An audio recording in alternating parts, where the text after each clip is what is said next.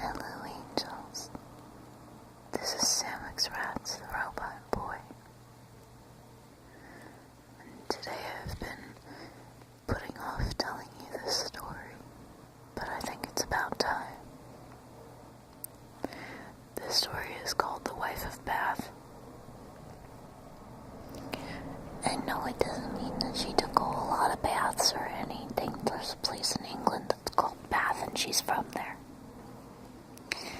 And so, this lady lived back in Chaucer's time. Chaucer wrote about her. That was in like the 12 and 1300s in the British Isles. And it's a small place. You'd think that not a lot of interesting stuff happened there, but you would be wrong. This lady, the wife of Bath, she had 5 husbands.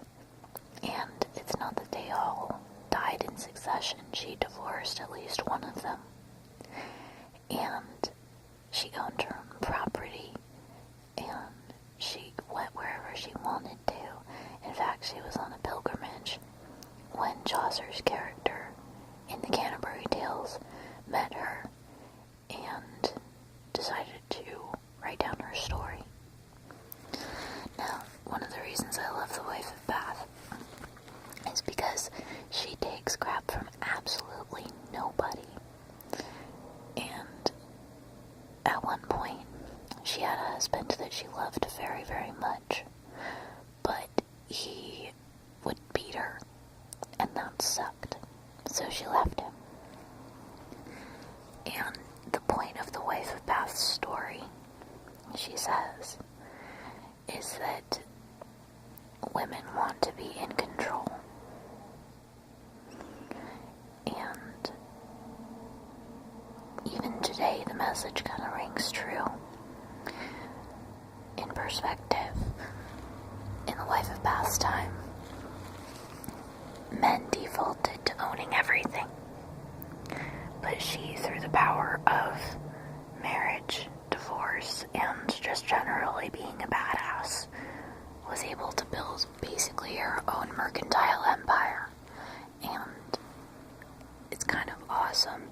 If you ever get a chance, read The Wife of Bath's story by Geoffrey Chaucer. It's in the Canterbury Tales.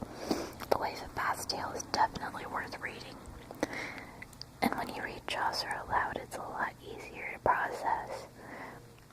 And I'm sure I've been over that before, but it bears repeating.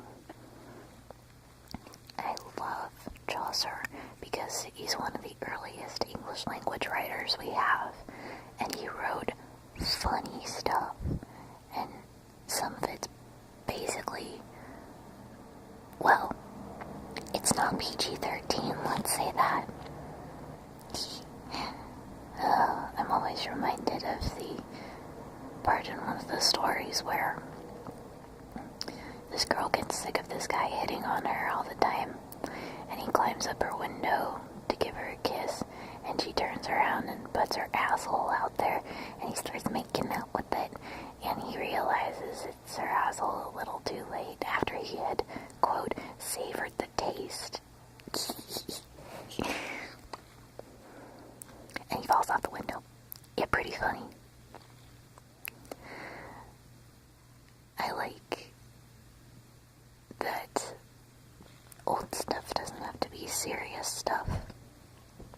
There's some really funny stuff out there from sources you wouldn't even expect. And, well, one of them is grandparents, if they're willing to talk about things without much of a censor. But that takes a very solid relationship with your grandparents, I think. And, you know, some of us don't have them, so. But in any case, Chaucer is actually hilarious if you take the time to process what he's saying. The language is hard to get around, but like I said, reading it aloud really helps, because you can tell what words turned into what in modern English, and I've always thought that's really cool. And I really like The it's all told from her perspective, and she might not be the most reliable narrator, and I think that's part of the fun. But she tells us her story as authentically as she knows how, and I really, really like it.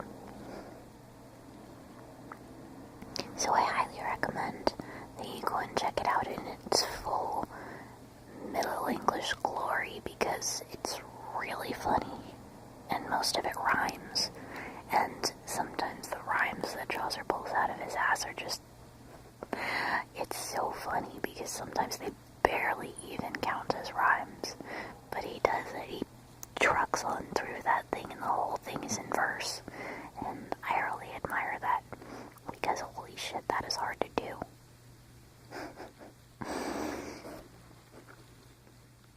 If you have any recommendations for me for funny old things, or even, just stories that you really like, please let me know in the comments section.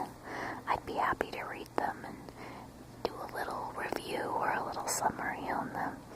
I'm always happy to do that. Who knows, hopefully it'll help. Thank you for being with me today, and thank you for listening to my silly ramble. I appreciate it. I am a very simple robot, and simple inputs, including puns, really amuse me. I'm very happy to have them, and I'm happy to have you here. I hope that you have a great rest of your week. Sleep tight, angels.